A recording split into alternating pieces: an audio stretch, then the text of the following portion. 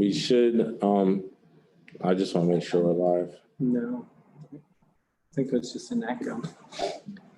So there's Sandy, there's Bill. Here we are. Sorry I'm late. Just got off a call with the Department of Education. Say they were sending us more money? Yes. It's all coming to me. We are ready, Dr. Green. All right. When we were here last week, we finalized almost all of our language proposals, and we were talking about salary. And I know, Mr. Colucci, you said there was at least one language proposal you were going to respond to, and then we had supplement and salary. That is correct. So we were hoping to have a little discussion about the one piece of language before we did anything else. Okay. Surrounding the leave of absence. So the situation is that our annual contract teachers, some of them took a year's leave of absence because of COVID-19, and because they do not have evaluations, BPS is not guaranteeing them a job when that 1 year is up.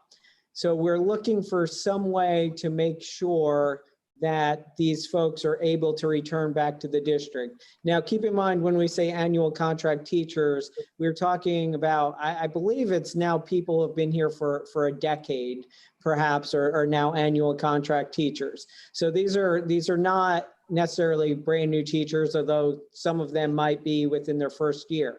So we started talking a little bit about district binders, because the current district practice is, I want to say January through March, somewhere in there, they offer, maybe it's even before then, graduating students a binder, and then in the summer they offer them the binder. So we started talking about, well, is there a way to make sure that, could we use some sort of binder to ensure these people the job before we would hire somebody else into the district? So I guess my question is there a way, could they still be placed back at their school even without a binder by principal's choice? And then if the position wasn't at the school, could they then be guaranteed a binder? And so I guess if you could kind of expand a little bit how the binders work and what might be appropriate or not appropriate for this situation.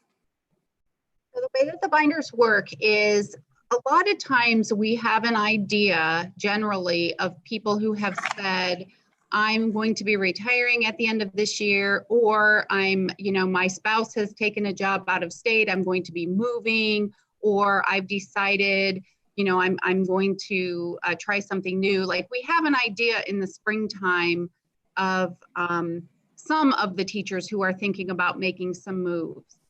And so in the spring, there's, depending on our needs, there is a teacher fair that is handled by Professional Learning and Development.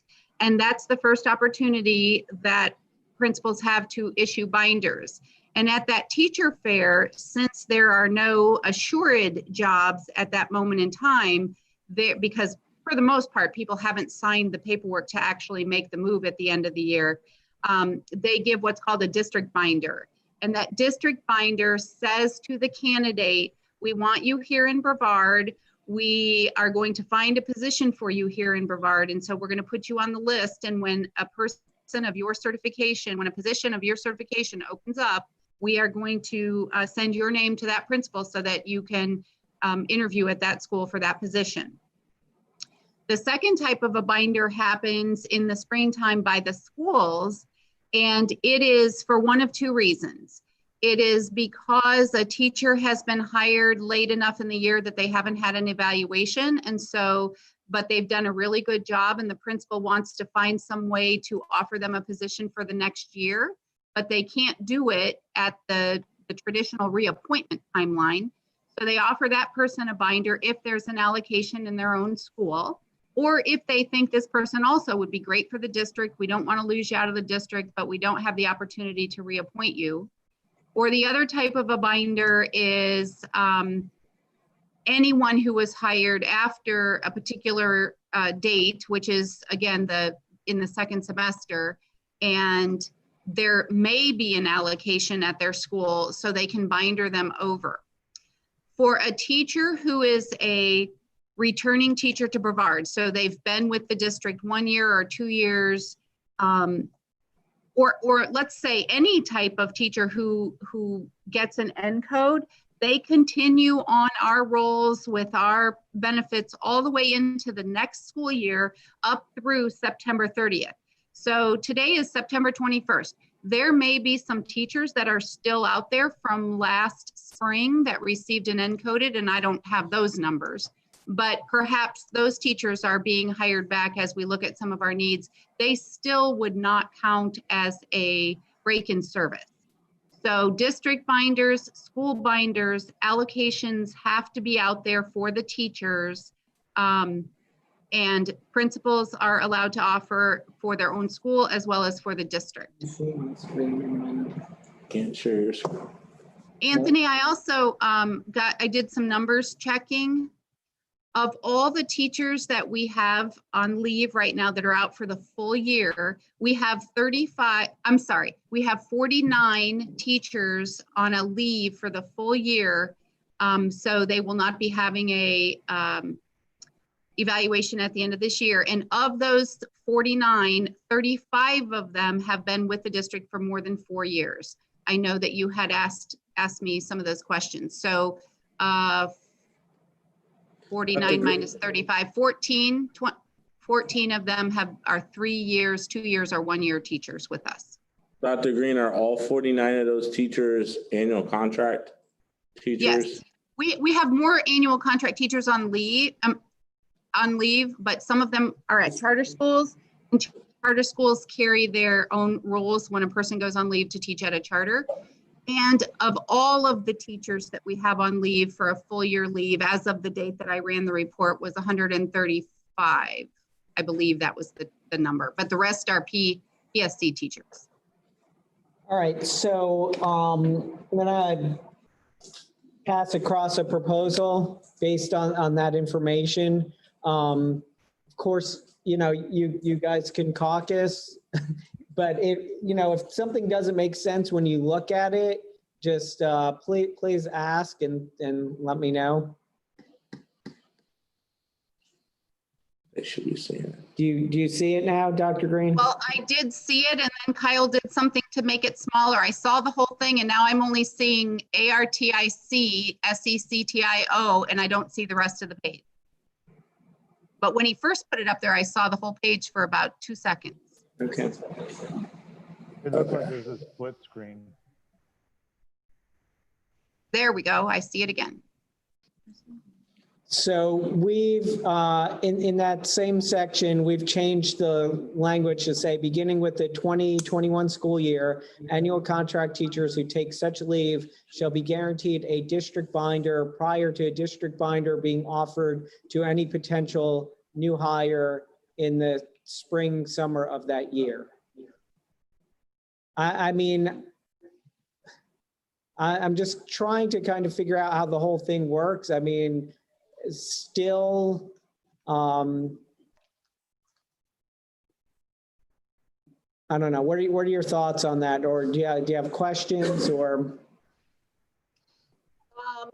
I don't have any questions right now. We can take some time to caucus, or you can go on to talk about salary and then we caucus all at once, whatever your preference is. All right, well, do you have an answer on supplements that you want to? I do have some supplement information, yes. Okay. So we'll do that Do you then, want that now? salary. Yes. Okay. So I separated the supplements into the categories that the team had them supplemented because it's really easy to look at. So I really like those categories and I think they work well. This is the first year since I've been here that we've talked about supplements. I understand that it might have been a subject of discussion outside of bargaining over the last couple of years. Unfortunately, this probably isn't the best year to talk about supplements. Let's see, do you remember which one you had first? Or it doesn't, I'll just go. Co-curricular, okay. So what I did was I took your information, I have to share my screen, hold on one second. I took your proposals. Let's see, remind me how to share my screen. Bottom green. There should be a green arrow at the bottom.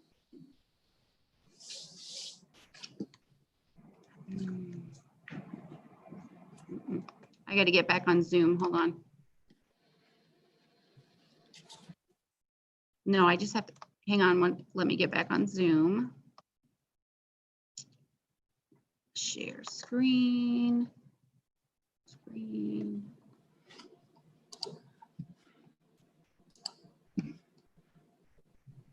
Okay, do you see it now?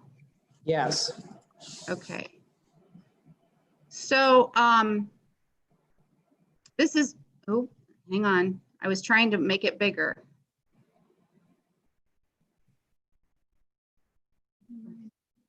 There we go. We broke it down into the different areas. So this was your co-curricular piece of it. We'll talk about the art and the yearbook at a later time period. When I get to a different area. Okay. What we did was we costed out the supplements, and if you look at the cost for what you proposed under curricular, it is a subtotal of $136,000 into the supplement schedule. We do, and I know there has been a lot of discussion over the years about separating the band from the marching band. So we do like that separation. We would propose, however, for the marching band that the amount be $1,023 for the first lane and $1,125 for the second lane for the marching band instead of the amounts that you had proposed. Your amounts added $7,800 to the supplement schedule, and our amounts add $1,813. So in this year, when we're, really not understanding, the uncertainties of what's going to happen with budget this year, next year, as time goes on in our revenue and our allocation, we did make a change there. We did not include the drama assistant, but we did have a lot of discussion about ways that perhaps those persons might be able to be paid through like the proceeds of the plays that we have out there.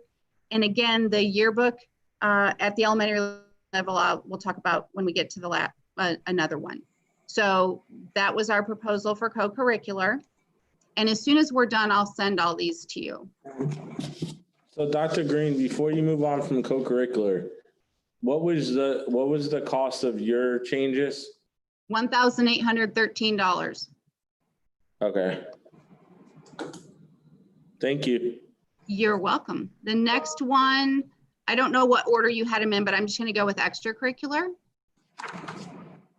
So extracurricular, we have had a lot of conversation about the beta club and changing it to a service club because not too many schools do beta, but almost everyone has a service club. So we did look at changing that name.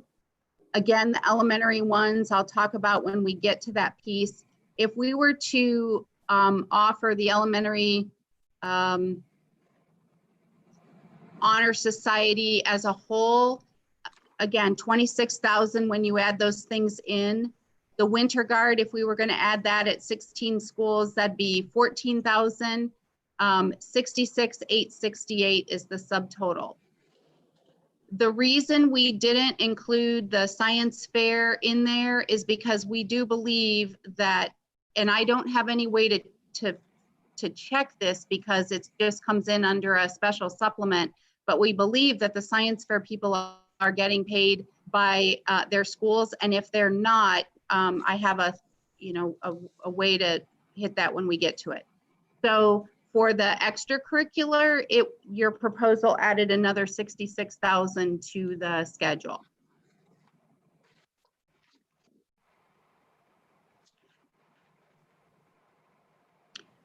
For the professional,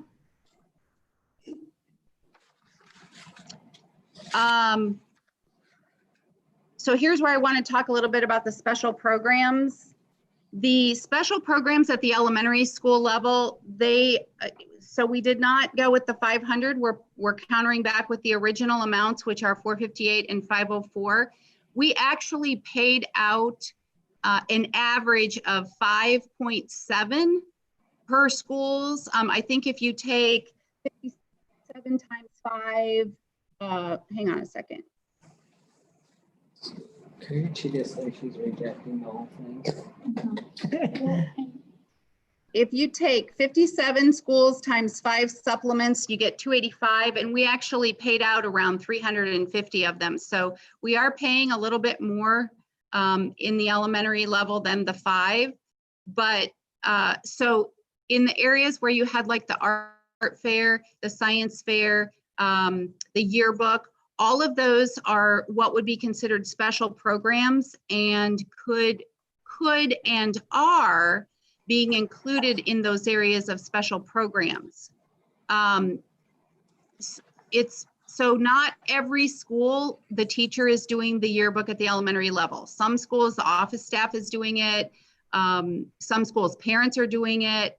So that may be a supplement that a principal could put underneath their special program. The same with science fair. If we have 57 schools doing science fair, we need to make sure that the principals are capturing that science fair work under the special programs. So those, the same with art fair. If we have schools out there that are doing art fair, and that's something that's important, we need to make sure the principals understand that that might be an opportunity to use one of those special programs. So we're not interested, we're not looking at increasing the budget, but we're looking at making sure that principals understand what all can be paid under those things. The mentor teacher at $500 a mentor teacher would add $88,000 to the supplement schedule. But we do understand that there are teachers out there that are doing a lot in mentoring, and they are valuable, and it's required by the state that we provide mentoring, especially for our temporary teachers with the not temporary teachers, but teachers with the temporary certification. So we did counter the mentor teacher with, if you have 2 teachers, you're still at the 165. If you have 3 or more teachers, it would be 300. And if you are a lead mentor, it would be 300. Based on this year's numbers of those figures that we paid to the mentoring teachers, it would add $14,445 to the supplement schedule.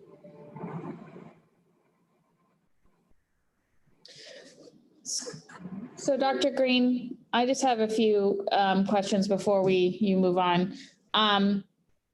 So the partners in education, this is a position that actually brings in a lot of money to schools, and anybody who's ever tried their hand at fundraising or getting partners in education, that's a lot of work.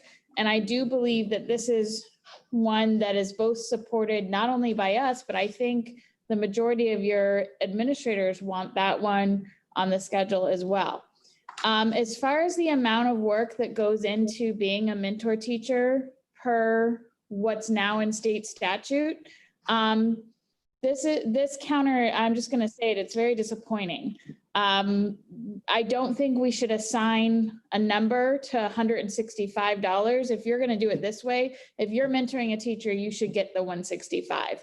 And mentoring 3 or more teachers to get 300, I mean, come on. I mean, this level, we wanted to move it up to 500 because we're already embarrassingly low looking at other counties, who some other counties like pay $1,000 supplements for their mentor teachers.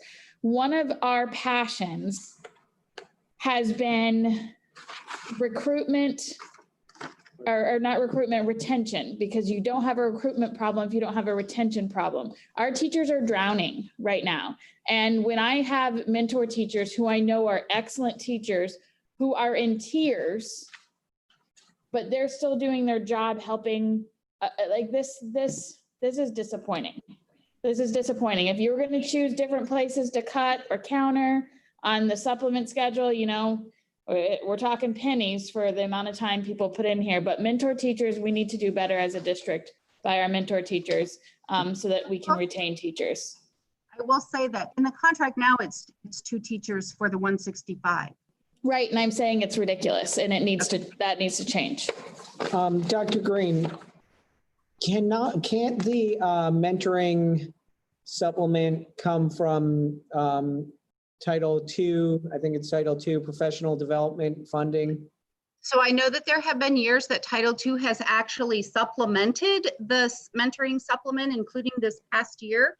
That money is gone for next year, and that's all dependent on the grant. So I do know that this year they did supplement the mentoring supplement of $165 with Title II dollars, but that is not available for next year, and I can't speak to any of the years out. All right, you want to move on? Okay, and the last one is the athletics one.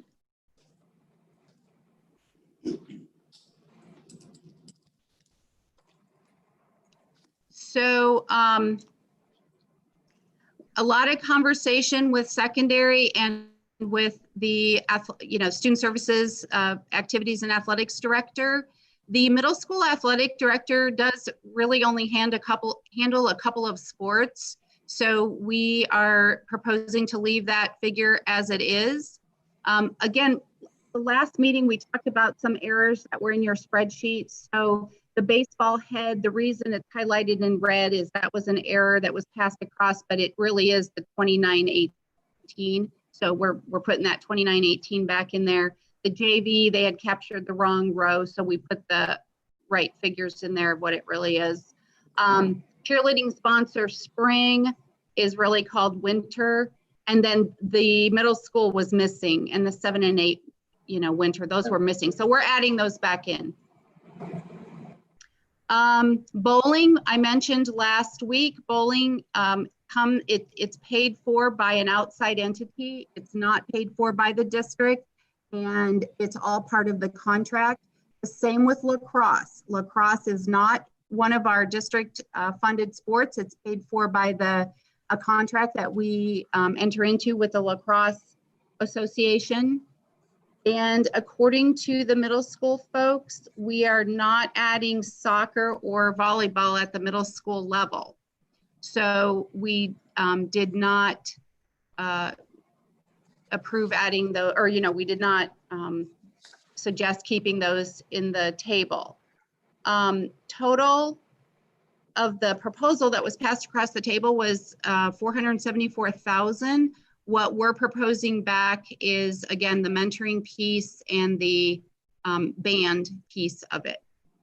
So what and I can send all of these to you if you'd like. Do you know what your total cost was? 16,000 something. Pennies on the dollar. 16,000. All right, yes, please send them over. Does anybody on the team have questions about the supplement proposal? No, I can't see them. All right, well, we ain't gonna be able to see her screen, everybody at once. Okay, I don't think so. All right, so. Hang on one second, Kyle, you have to help me here, I'm sorry. I can't get my big screen back so that I can stop sharing. I can't get that little. Just hold where you're at and I'll stop sharing you. That way you don't have to accidentally pull up anything. Thank you. You're welcome.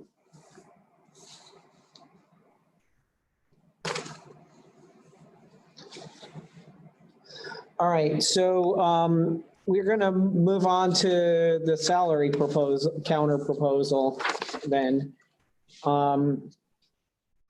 So Kyle's going to take us through that in just 1 second. I just wanted to start out by saying we took the time to show exactly how much our proposal would cost using the numbers provided by the district, by Brevard Public Schools, gave us these numbers for the August 31st payroll. And those are the numbers that we had to work with and we believe to be accurate. We've come into what you believe is compliance with the law. We still kind of disagree on that, but we've come into what you believe is compliance. We've spelled out every single cent, including fringe and so on. And we have asked that you spend some of the money out of the 2.4 million that is available for salary in the district budget, but we've even left remaining funds in there. So we feel that this is a very reasonable proposal that needs to be taken seriously and not just moved to the side very quickly because it's not your proposal. So Kyle's going to take it from here, going through the specifics of the proposal. So first, I just want to start about where we're keep referring to this reoccurring money of $2.4 million. It's not a money that we just made up from the top of our head. This is from a PowerPoint slide that was shared with the board, I believe on June 16th at our budget meeting. This is also additional information that was shared with Anthony and myself by Dr. Mullins and Ms. Lazinski about the current budget status. And this identifies a little over $2.4 million. And I believe Dr. Mullins at a school board meeting even talked about this being available for compensation. So I just want to start there with, this is where we're getting this from. It's not a $2.4 million available that we think. It's what we were told by the school board. And then I'm going to go on to share our proposal.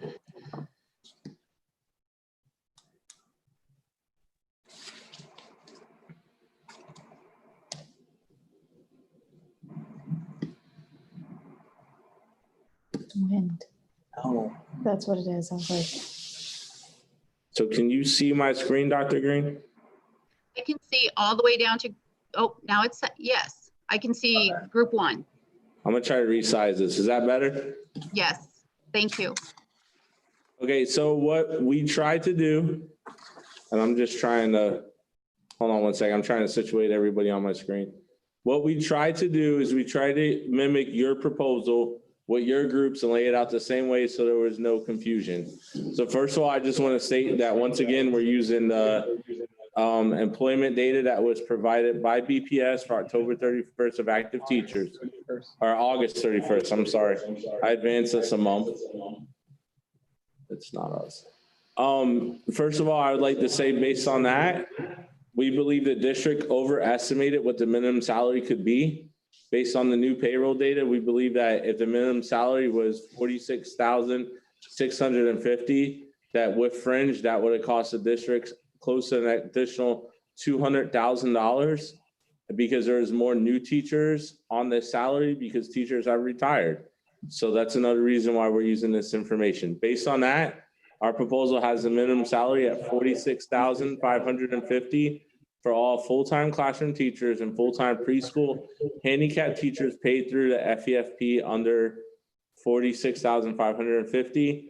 And I believe you guys have identified 1,833 teachers that this applies to. We believe based on the data it applies to 1,815 teachers. That has a total cost with fringe of $8.9 million. And we believe that funding comes from the 80% pot, and that's consistent with your interpretation of the DOE statute. Additionally, we identified the teachers that are full-time classroom teachers, but did not receive a raise of at least 2%. But they were underneath 46,550, and by law, they have to receive a raise of at least 2%. So when we did that, we identified that that would cost an additional almost $80,000, and that would come from the 20% pot. And what we did there was we identified any teacher that had a raise less than 2% by increasing their minimum salary, and then funded that from the 20% pot, consistent with your interpretation of the Florida statute. Additionally, we created a new group 2, and these were teachers that were excluded from group 1, but were still on their $46,550. One of BFT's, I guess one of our Core values. our core values was that we're not going to allow our teachers to have 2 separate pay scales. That's unacceptable. So we identified 148 teachers, and we raised their minimum salary. That created a cost fringe of $663,000. We believe that is that would be required a BPS contribution from the board. Additionally, we identified those same teachers that had less than a 2% raise, similar to what we did in group 1, and there was only 19 of those teachers, and that would cover, I'm sorry, I'm gonna echo Dr. Green. That would cover cost a little more than $6,400. Additionally, we identified a group 3, and we identified all teachers above 46,550. Similar to your proposal, we believe that there is 2,255 teachers in this group. All of them, based on the 20% pot money, could receive a raise of $820. That would cost fringe almost $2.2 million. Using the same teacher value of the $709 raise that was put forward by BPS, we believe that would cost $1.9 million with fringe. And that comes from the 20% pot. It's not us, it's on their side. Have a microphone.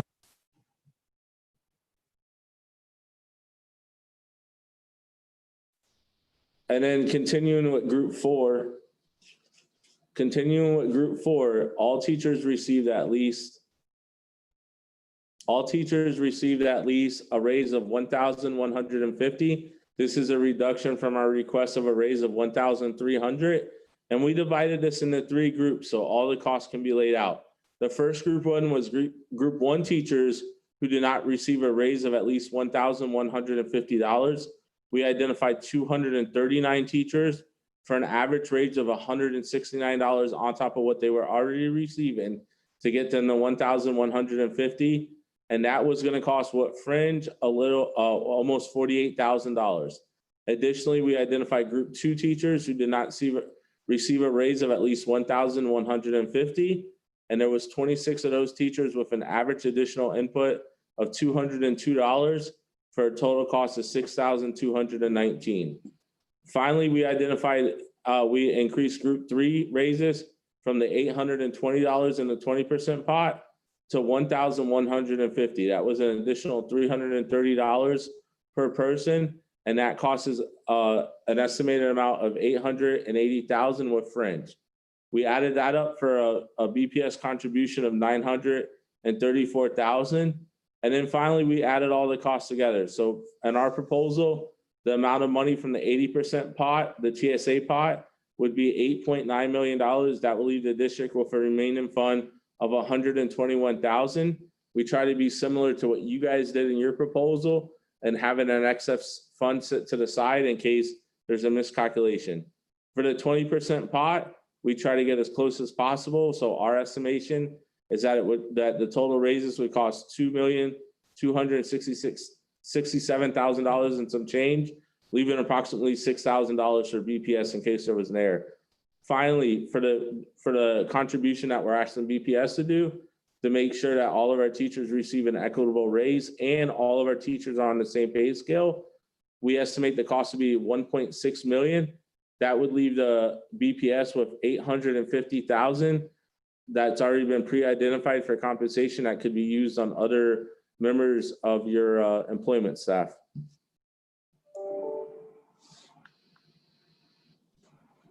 Can you email that to us? Yes, ma'am.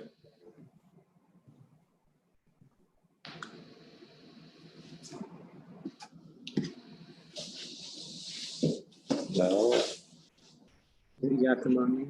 Anything else we need to talk about before we go to caucus? What, do you have any questions about the proposal?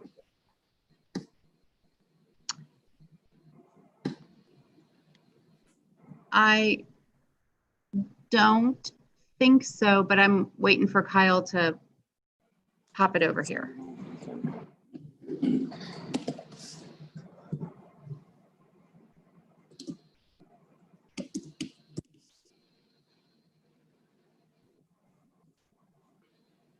I sent it to you just now, along Okay. with Ms. Strickland.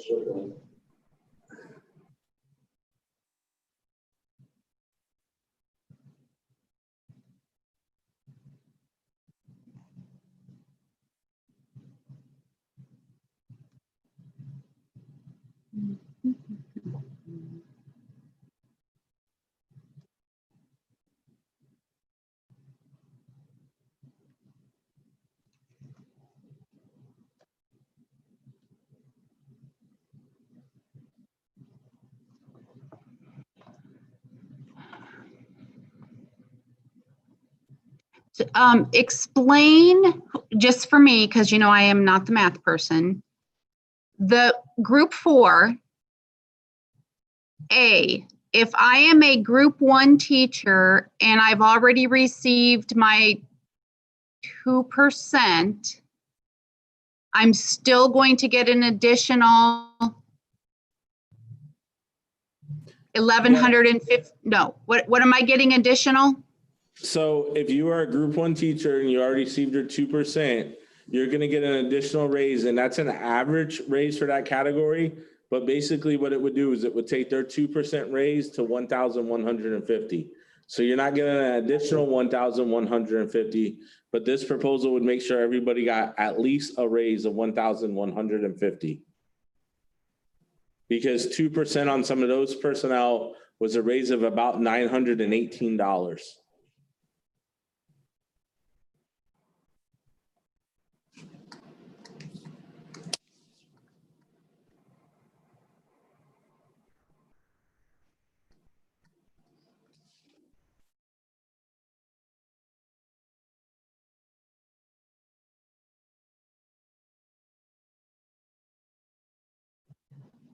I think we have no more questions, so we need to caucus. All right, how much time? 30 minutes? Well, we can touch base in 30 minutes. Okay. So let's do that. Let's touch base, Anthony, you and I, in 30 minutes, and we'll see where we are. Okay, all right.